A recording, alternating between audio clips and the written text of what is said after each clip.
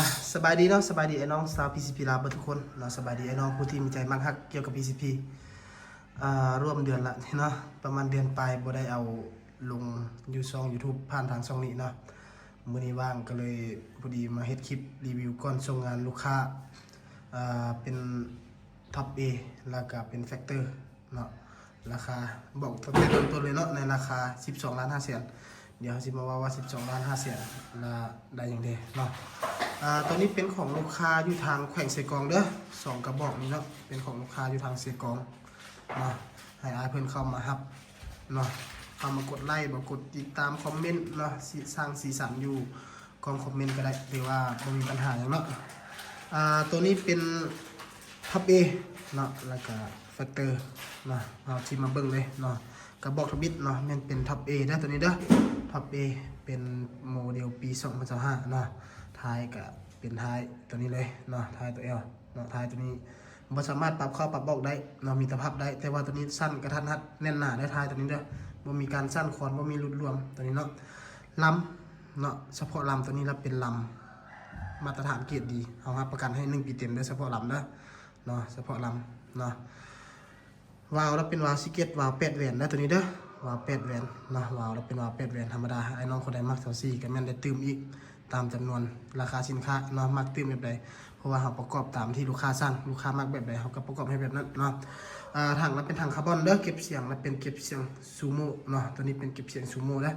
คล้ายๆคือกันเลยเนาะซูโม่กับเต็มเต็กบ่ได้ต่างกันเนาะต่างแต่จวยทางในเล็กน้อย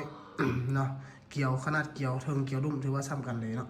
แล้วก็สติกเกอร์เนาะความงามอย่างก็ซูซิลซูซีกันเนาะความเงียบก็ได้เนาะกล้องเราเป็นกล้อง Beat A ได้น้องเด้อในราคา12.5 ล้านแล้วเป็นกล้อง Beat A ตัวนี้เนาะกล้อง Beat A กล้อง Beat A ตัวนี้ถือว่าถ้าเทียบใช้ในราคาเงินแล้ว BSA นี่มันยืนอันดับหนึ่งเลยเนาะในราคาซ้ำนี้เนาะบล็อกที่2เนาะเครื่องของชุดนี้จะมีหลากหลายสีเท่านั้นเนาะเพราะว่าเรามาสังเกตเบิ่งแล้วเพราะว่าปืนนี้คันมีหลายสีเท่าไหร่มันจะให้งามขึ้นเนาะมันจะสับกันเนาะสีแดงตัดดำบ่แดงตัดฟ้าตัดอย่างเนาะมันจะเฮ็ดให้ปืนเขามีสีสันเนาะจะเฮ็ดให้ดึงดูดแล้วก็งามขึ้นเนาะบอกที่2เป็นแฟกเตอร์เลยน้องเด้อแฟกเตอร์อะไรทุกอย่างคือกันเบิดเนาะเป็นลำเป็นอย่างเนาะต่างแต่เก็บเสียงตัวนั้นเป็นเข็มเทคเลยน้องเด้อลำและลำยาว45 เซนเด้อทั้ง2กระบอกนี่ลำยาว45 เซนเนาะลำยาว45 เซนมีมีแม็กให้พร้อมในราคานี้แล้วแม่นพร้อมใช้งานเนาะไอ้น้องเอาไปเติมลมเล็กน้อยที่ว่าใช้งานได้เลยเนาะตัวนี้องค์ประกอบคือกันเบิดเนาะเพราะว่าสิเป็นลำเป็นอย่างคือกันเบิดเนาะต่างแต่สุดเฟรมซื่อๆเป็นยี่ห้อท็อป A แล้วก็แฟกเตอร์เนาะในราคานี้แล้วแม่นได้สูบได้กองความเลยน้องเด้อได้สูบได้กองความเนาะนอกจากรุ่นนี้แล้วเนาะห้านเราก็ยังมีรุ่นอื่นๆเนาะไอ้น้องคนใดสนใจเนาะ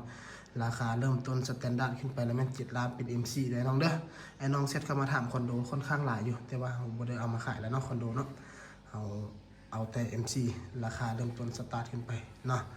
ตามนี้เลยเดี๋ยวไอ้น้องเด้อฝากไอ้น้องกดติดตามทางช่อง YouTube เนาะบ่ได้เอาลงช่องนี้เกือบว่า2 เดือนแล้วเนาะบ่ค่อยได้เอาลงเนาะมีแต่แจ้งไอ้น้องคร่าวๆแบบนั้น